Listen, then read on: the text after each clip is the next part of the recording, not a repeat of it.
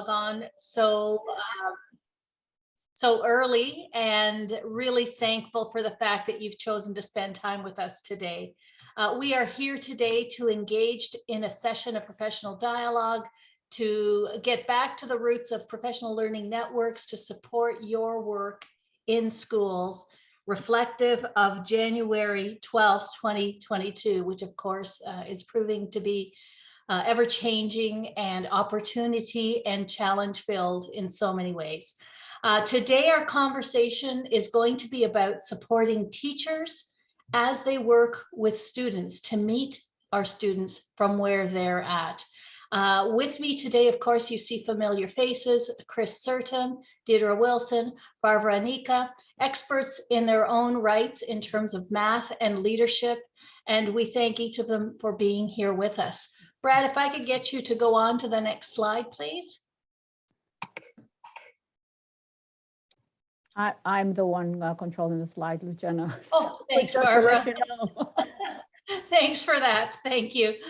So as we usually begin our sessions, we'd like to take a moment to acknowledge the land on which all of us have had enormous opportunity to grow and learn, and recognize the role that our First Nations communities have had in building the space that we now call Ontario and Canada. Take a moment, please, to take a look at the land acknowledgement on the screen, and particularly that second paragraph, which really bears to mind our responsibility, especially as positional leaders, to take into account that moral imperative of learning and understanding and redressing the historical and ongoing impacts of colonialism, to think about our role as leaders as we seek to dismantle oppression and really work in ways that give everyone the opportunity to fulfill their true potential.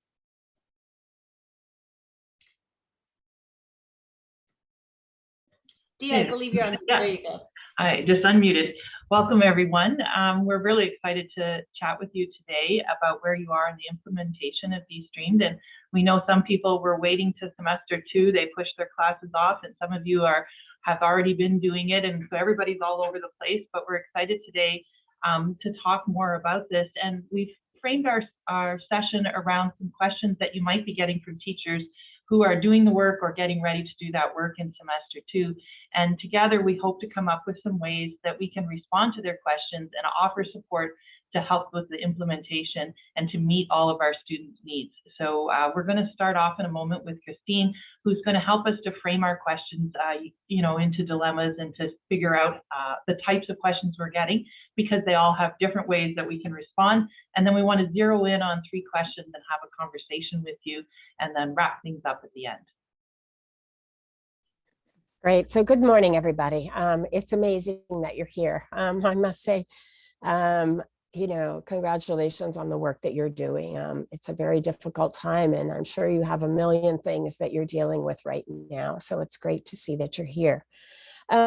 Over this fall session, because I was involved in advising around the grade 9 math curriculum, I've actually been working with a variety of different school boards, and in some cases directly with the teachers, to help to support their implementation of the grade 9 curriculum. And I have found that as I do this, there are many different kinds of questions that surface and that pop up.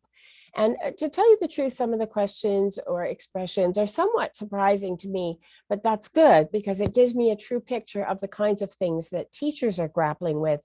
And then I think about you as leaders and how you're grappling with those kinds of questions that are emerging, the questions, the comments that teachers are making. And so I'm going to talk a little bit, and I have spoken about this before, but I think it's particularly pertinent right now, because we're you're in the midst of many dilemmas, but let's focus on the grade 9 D-Stream course and the dilemmas that arise.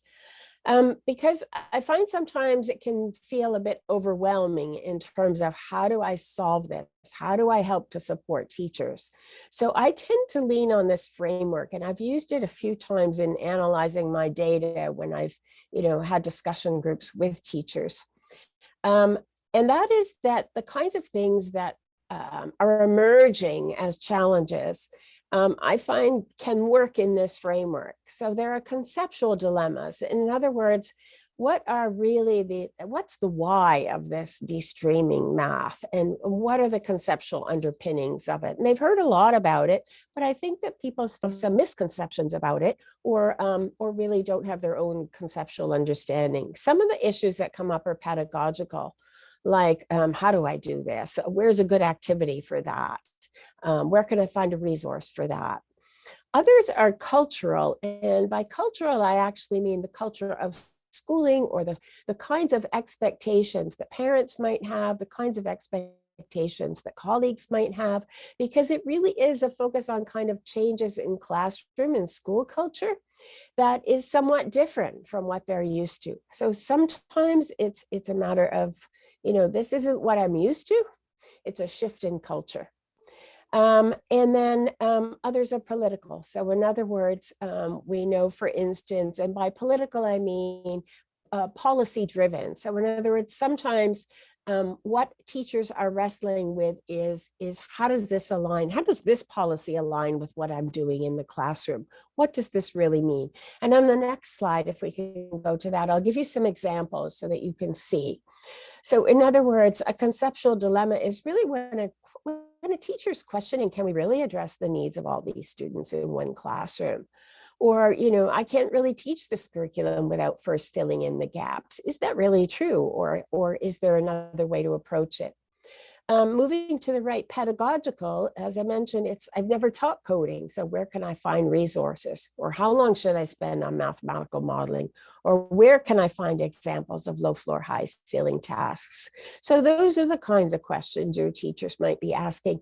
And I actually find that what's important, and I'll talk about this in a minute, is that I find pedagogical dilemmas are easiest to deal with in a short time frame. Sometimes it can be dealt with a workshop, or it can be dealt with a resource. Over on the bottom left, cultural dilemmas, it might be coming from parents. So they say, what's going on in this grade 9 de-streamed? Are we dumbing down the curriculum? Will my student really be ready for university? Or it's a tension the teacher feels. I have to prepare my students for grade 10. So, maybe they see that they're getting pressure from grade 10 teachers as to what should really be done in grade 9. Or, as I mentioned, it could be political. So will there be changes to the grade 10 course in the future? I know there's an addendum coming out, but is that enough? What's going to happen after that? Or how does EQAO align with this curriculum? Or when will the ministry give us more resources? So again, things coming from policy. And so if we kind of just hit the next button, Barbara, thanks, or advance, you can see that the reason I like to parse this out, because I'm not usually somebody who puts things in little boxes, is because I actually approach the different kinds of dilemmas in different ways. And the different kinds of dilemmas actually have different time frames. So as I mentioned earlier, I think the pedagogical dilemmas are the easiest to address. I can provide workshops, webinars, resources, and it's a short-term answer. Okay, here's a handout that might work. Here's an activity. And quite often when I work with teachers, that's a good place to begin, because that's what they see as an immediate thing. But for those other dilemmas, I have to recognize that they take time, particularly conceptual and cultural. That doesn't mean I just let time pass. It means that we need discussions. For the conceptual, I might need evidence. There might be reading. There might be a book study we do. And it takes time. And the same with cultural. It's communication to parents, to other teachers. It's dialogue. And that's going to take time. And the one on the bottom right is, I see it as discussion with policymakers.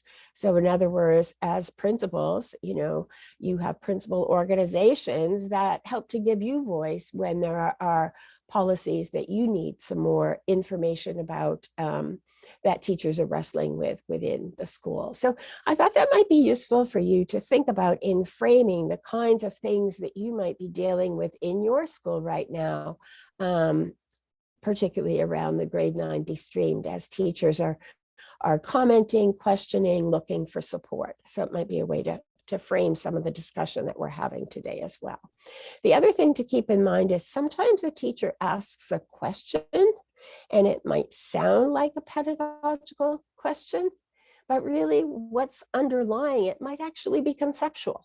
So sometimes I find when teachers, make a comment or ask a question, I kind of think about, okay, what's underneath that question? Even though it sounds like they're looking for a particular resource, or how could I possibly, or what am I going to do about assessment? Sounds pedagogical. Maybe there's more to it than that. So these dilemmas do overlap. Okay, I'll hand it back to Dee, I believe. No, that's me.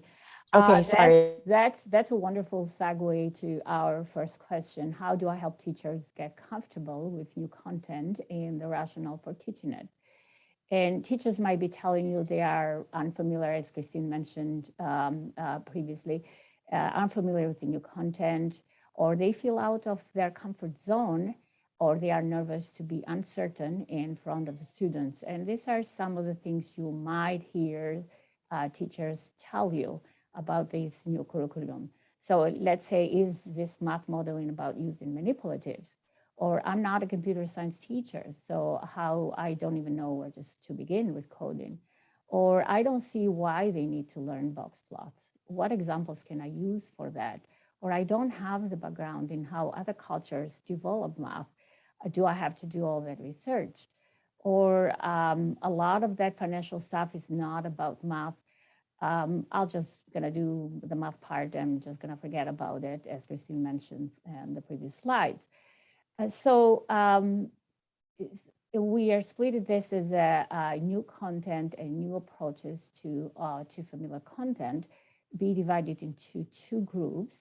Content that may be new to teachers, such as coding, financial literacy, mathematical modeling, culturally relevant pedagogy, but also familiar content that teachers are wondering, how does this look in the streamed grade 9 math? So let's say characteristics of functions, since they are teaching a wide variety of students with different skills, or number sets and concepts, geometric relations, and etc. So these are some of the ideas that we brainstormed and we want to share with you. And also we're going to give you some time to together to have this discussion. Provide space and times for teachers to collaborate to develop a common understanding of the new content, and encourage networking and sharing of resources that are connected to the new content. And we're gonna, if we have time, we're gonna share an example with you that actually it's easy, but actually it's a low floor and high ceiling example. Discuss ways to integrate new content by intertwining it with familiar content in a style instruction approach. So connect the new content to something that is familiar either from the previous year, from the previous unit, and so on. Provide concrete examples or resources so that teachers can see how they can address the new content in the stream curriculum. And also work with department heads and curriculum specialists, enact shared leadership. So in the end, the most important strategy is to make yourself available, build time for peer collaborations, and allow teachers to share best practices. And actually, if you look at the Ontario Leadership Framework, one of the 5 core capacities, especially the third one, it says promoting collaborative learning cultures. So this capacity is about enabling schools, communities, and districts to work together and learn from each other with a central focus on improved teaching quality and student achievement. So try to ask questions, teachers, and seek their advice. And at this time, I'm not sure if we're going to go to the breakout room. We want to have a conversation with you so we together can all share ideas, stories about what is working and what we're hearing from teachers. Brad, are we going to the breakout room or not? Or are we having conversation all together? I can put you guys in breakout rooms if you want. We have, it looks like 29 people, so. 34 with us, so we can have, I don't know, 3 breakout rooms? Sure. Okay, so as Brad is working on breakout rooms, so think about this question: how do I help teachers get comfortable with the new content? And specifically, how have you responded to this question with your implementation, and what question challenges do you still have? It's about 10 minutes, Brad. Okay. Okay.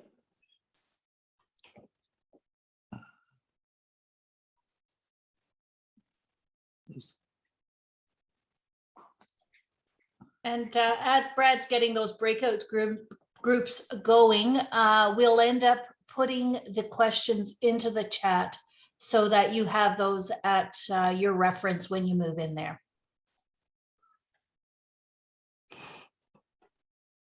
Yes, and also know that then we'll be coming back because we have other questions to discuss as well. So it'll be a bit of back and forth so that we can pose certain challenges that we've been observing and discuss them, and then kind of hear from you in terms of how you're hearing about them or addressing them. So there will be back and forth. Yeah, thank you, Kristen. Okay.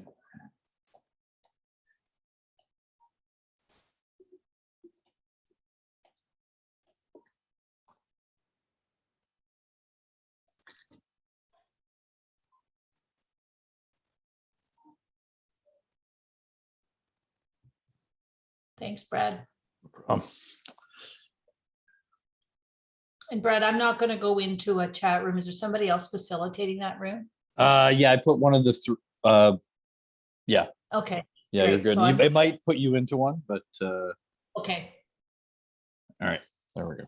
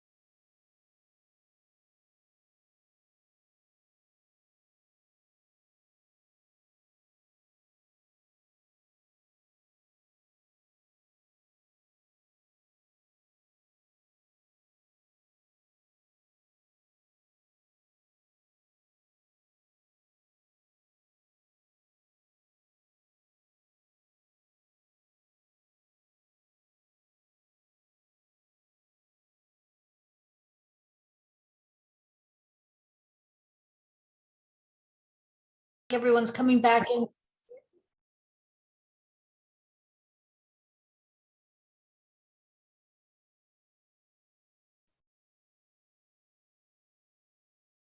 Great, so I think we'll get the PowerPoint back up.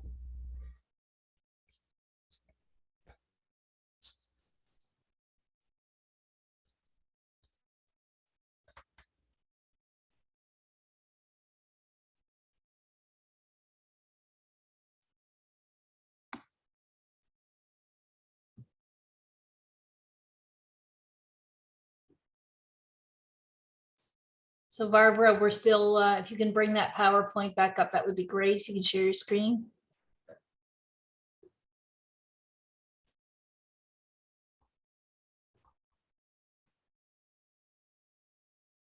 Great, and if we can go to the next slide, I think it's my turn.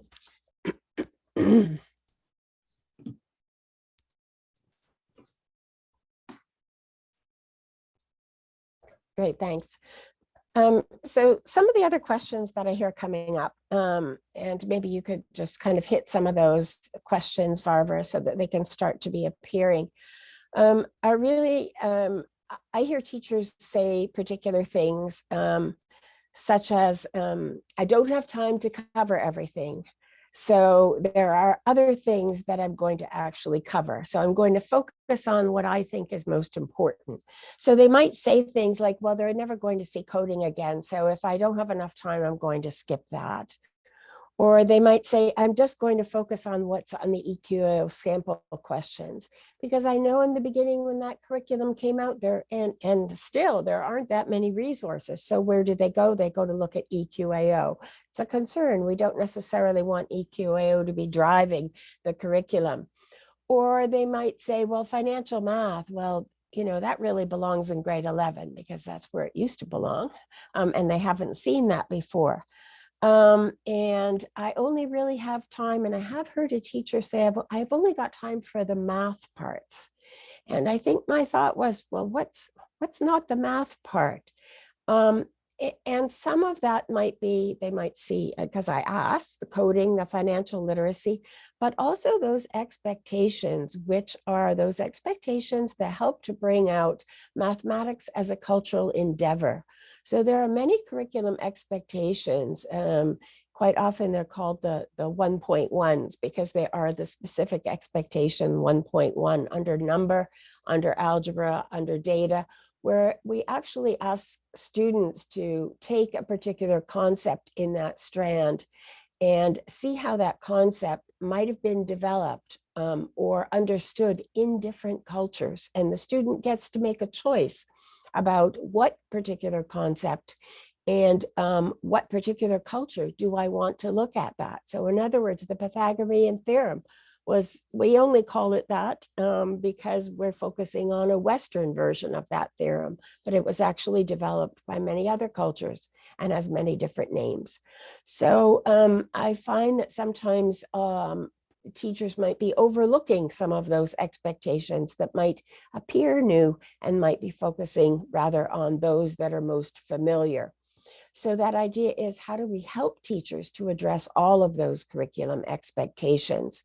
Focusing to make sure we address all of the overall, but I also encourage teachers to look at the specifics, because the overall might sound like it used to sound, but really under the specifics, we kind of get at the ways and the approaches that we're thinking about using based on kind of current perspectives to address them.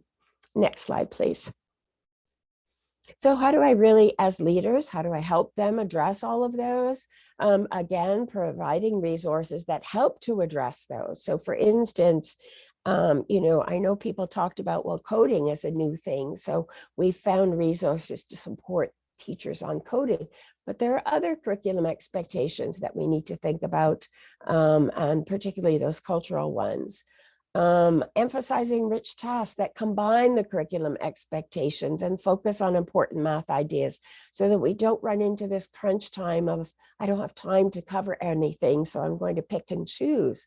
No, in some of these rich tasks, we actually can cover many different strands and curriculum expectations in one or two particular tasks. And the example at the end will show it. And also reinforce the importance that we have to address the overall expectations. We aren't just, there are things that are put in the curriculum because they're important for students to learn. It's not for life, not just for grade 10.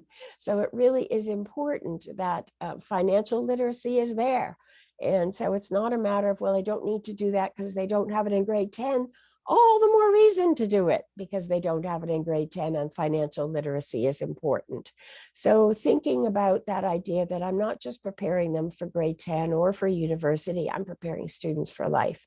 And there are particular things that are in that curriculum that help to do that and provide them with some of the skills and the knowledge that they need to have to operate in a 21st century.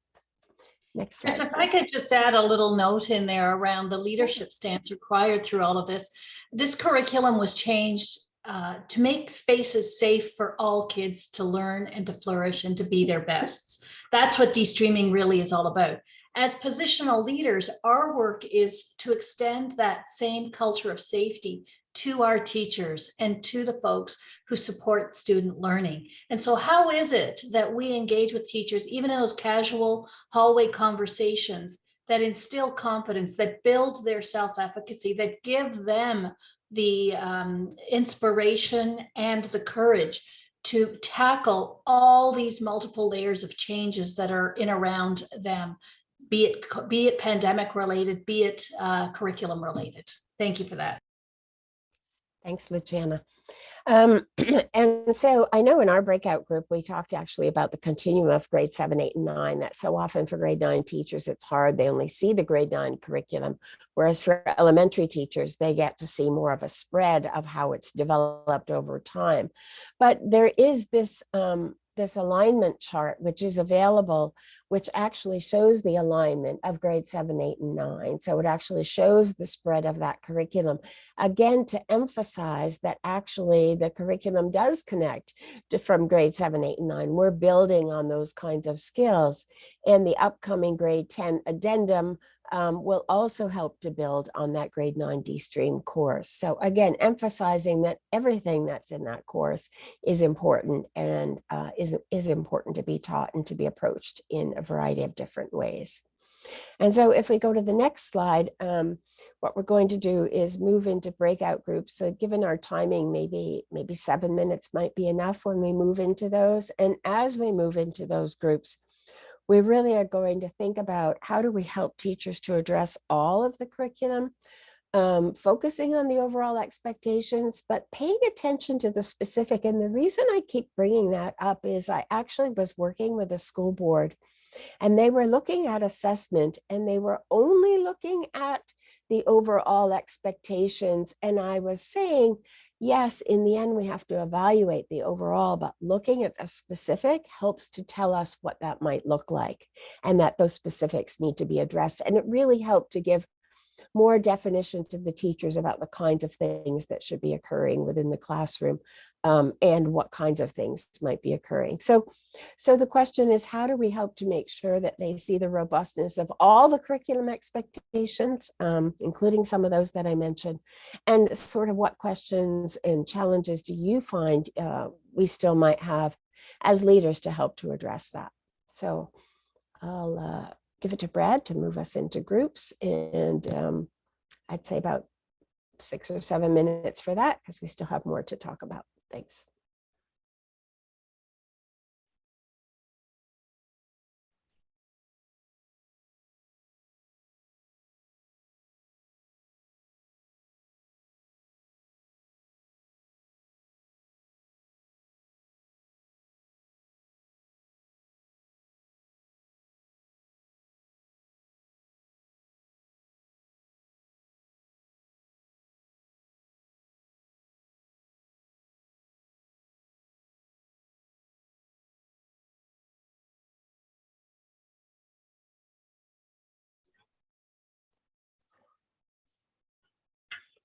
Awesome. So welcome back from the breakout session. We're moving on to our next question, and Barbara, you can populate it there. The last question that we wanted to talk about is, you might be hearing from teachers, is around the diversity of student needs in the classroom. And this question could come to you in a variety of ways. Your teachers, may have only ever taught in a stream system and have that, we just talked about in our last group, that mindset that, they have a split class suddenly, and that they have academic and applied students together, and how are they going to teach this group of students when they're very different, and maybe they're going to talk about ability and say that they have to teach to different abilities in their classroom, and we certainly don't want them to restream, and we want them to see students from an asset perspective and play to student strength. And this idea of differentiated instruction has probably come up, but with that, sometimes people think, oh, I have to do something different for every student, and we know that that doesn't mean that. But how do we help our teachers, and how do we find those supports and use the resource people and use all the things that we have to help them meet all the learners in their classroom and meet all of their needs? And so there's some ideas here that we had put down that really meeting the diverse needs of the students starts with really knowing your students. And we as administrators can start by helping our teachers to choose activities that really get to know their students. Our math teachers may or may not have done that kind of work in the past, but getting at students' interests and getting at their lived experiences. And it might be new tools like self-assessment and learning to take feedback from students about what's working in terms of instruction. We might need to promote strategies like using interviews and questionnaires and exit cards that math teachers may have used in the past, or it might be a new strategy for them.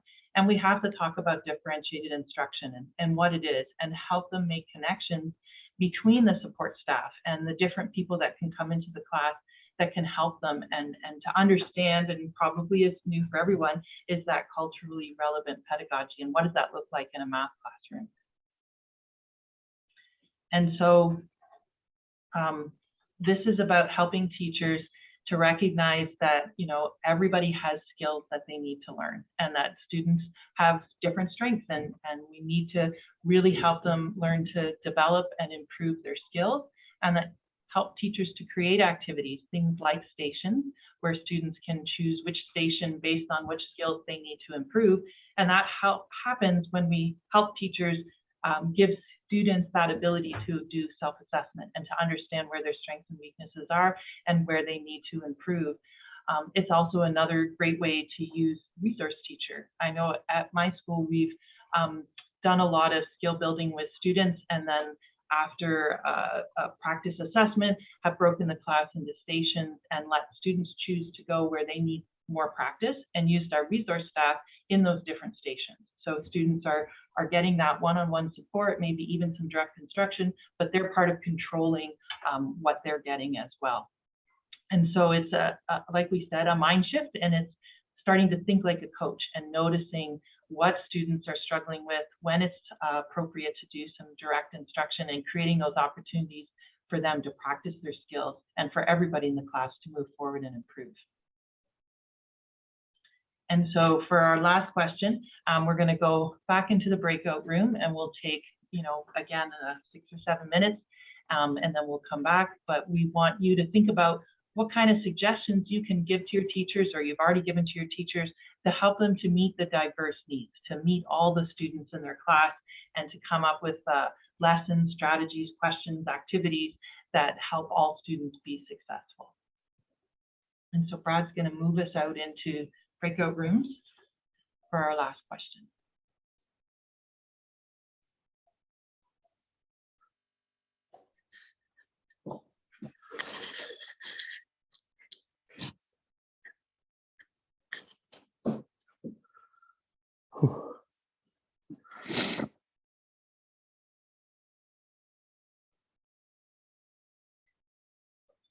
Just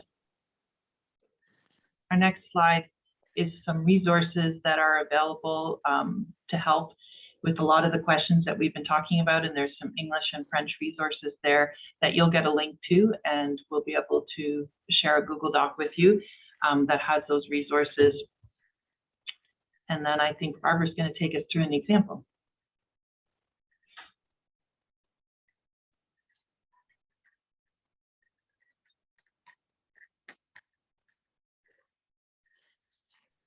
Okay, sorry, I was muted. So thank you, Dee. So we have enough time to go through this example. I'll spend a couple of minutes just to an example that at least I did with with the teachers, and I'm pretty sure, and if you can pick up this example, is taken from EQAO website. And when you get this presentation, I'm pretty sure you'll have access to that. It touches on multiple strands and is low floor, high ceiling, and with wide walls to show what this might look like. So let me go to the next slide. So the teacher begins with a picture and asks students a picture of a car with a price on top of it. And ask students, would you notice and would you wonder in relation to this image? And the teacher records student thinking in commonplace, either whiteboard or blackboard or other means. And a teacher, of course, has thought about the anticipated responses or question that might come from students. Let's say, what was the value of the car when the car was new? What is the make, model, or the year of the car? Is the price negotiable? Does the price include taxes? Or do I have to pay the full amount at once? And exactly this last anticipated response, and if it doesn't come from teacher has to kind of ask those questions, so that is being discussed, because this is the idea on which the lesson is based on. So the idea is to get students to think about the borrowing options associated with buying a car. And then students examine the effect of various factors, let's say interest rate, initial cost, amount of down payment, and the number of years to pay that payment. And a teacher has a learning goal in mind, making financial decisions about borrowing based on facts and data. And there are some sub goals, and we're going to see in a minute. Let's say learning to solve problems involving percentages, decimals in financial literacy context, or learning to use financial literacy vocabulary appropriately in a context, or learning to collaborate with peers, because this would be worked in groups or pairs. And then the most important, draw conclusions related to students' mathematical thinking and students who work in pairs or small groups. So as teacher is putting students in groups or in pairs, then teacher probably might think to review financial vocabulary with students beforehand. So the teacher is preparing a vocabulary chart, in this case, that has only 10 definitions with new concept, and teacher might decide to actually leave some rows blank. Let's say in this case, there are 4 rows in blank, and for students to Google search and fill the answers. So in this case, students work collaboratively with their peers and develop the missing information definitions. And then they return to a larger group to actually discuss the definition to make sure that there is consensus. So in the end, about those definitions. So then teacher gives each group a situation card. So I'm just putting 6 over here, but can be 10 or 6 of them, situation card, and explain that each card, let's say this is the first card, has 2 sets of data. The first, it's a baseline. This is second column, that is a baseline, and the situation in which the variable, one of the variables changed. Let's say in the first situation card, the initial down payment is changed. The second one, the number of months is being changed from 48 months to 96 months. And third one, the interest rate is being doubled, and so on. So the main goal is to compare the effect of that, let's say the different interest rate or the length of borrowing time or the down payment have on overall costs and the monthly payment. So student might be asked by the teacher, predict, without doing any calculations first, the effect the change will have on the monthly payment. And then in this case, students have to apply the critical thinking process. Later on, after they discuss the prediction and and the teacher actually ask them to calculate monthly payment using the auto loan calculator that can be provided to them. And this could be for coding extension. Students could use a spreadsheet or block coding software, which are provided to them to create a new version of the problem. And they record at the same time how they feel about the results and the validity of their prediction. So then teacher asks them to compile their finding in the common table. The table looks like this. So they transfer their finding. Let's say that the first column over there, number 1 is the situation 1, situation 2, and so on. It might be 10 columns. And teacher reminds students to observe what changes and what stayed the same as each situation. And what did you notice? And that surprised you the most. At the same time, observe the relationship between the monthly payment versus other variables that are changing. Let's say the initial down payment, the number of months, interest rate, and so on. So then after they have a discussion how the relationship might look like, again, they are using critical thinking to say if one increases, the other decreases, and so on. Teachers is asking them to use the graphic software. In this case, Desmos is for free. It's fun. All the math teachers know how to use them to graph the relationship between the monthly payment and other variables. So let's say in this graph, you can see that there are 4 situations. It's on the y-axis, monthly payment versus one of the variables. Let's say the cost of a car and so on. So then teacher can ask more detailed question. I'm not going to go through that, but what happened if the variable is doubled, what happens if it's tripled, whatever it changes by this much, that much. Again, what variable has the greatest impact on the monthly payment? What situation surprised you the most? And then what questions should you ask the sales representative about the cost when buying the car? So I want really, short in a couple of minutes, but this lesson actually covers overall and specific expectation across 6 strands. So the first one is you see over there, social emotional learning, AA1. And the second one, A2, is mathematical thinking and making connections. And B3.5 is from numbers. C 4.1 is from algebra. And D2.1 is from data. And then the last one, F 1.3 and F actually 1.1 is from financial literacy. So this is just an example that you can share with teachers. I actually did this with a couple of teachers as a kind of in open class. It was awesome. It was very good. So Deborah, you're next. Yep. And as we talk about all of the questions today and we move through the things, we've talked about leadership moves. And as you think about your role going forward and working with teachers, how can you help them to move forward in implementing this curriculum?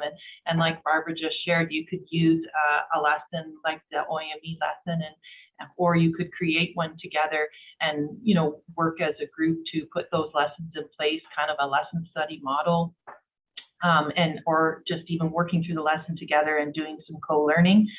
You can model for teachers for sure using things like exit tickets if you're having a session with them and doing some reflection with them that they can then do with their students.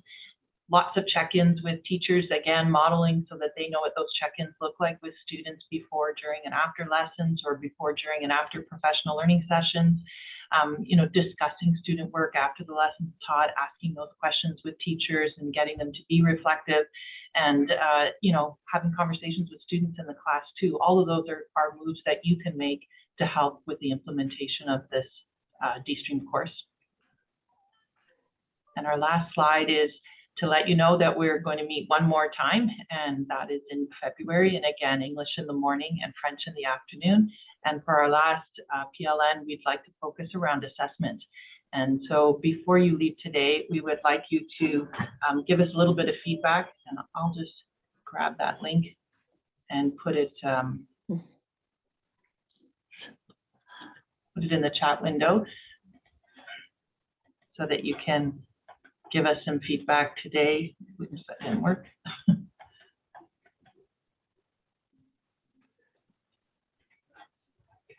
Sorry.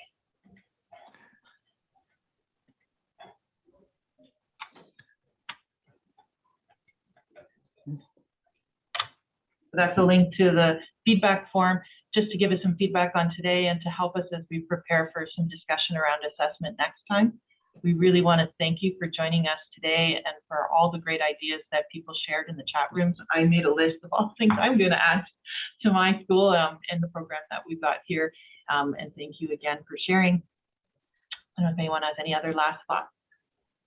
Just a big thank you again to everyone who had time to attend today. We really appreciate that. And on behalf of the two associations, CBCO and ADFO, please know that we are with you, at least in spirit, in terms of the next couple of weeks. There will undoubtedly be some rocky spots, but remember, we are never alone. Reach out to your critical circle of friends and don't hesitate to reach out to us as well. Thank you.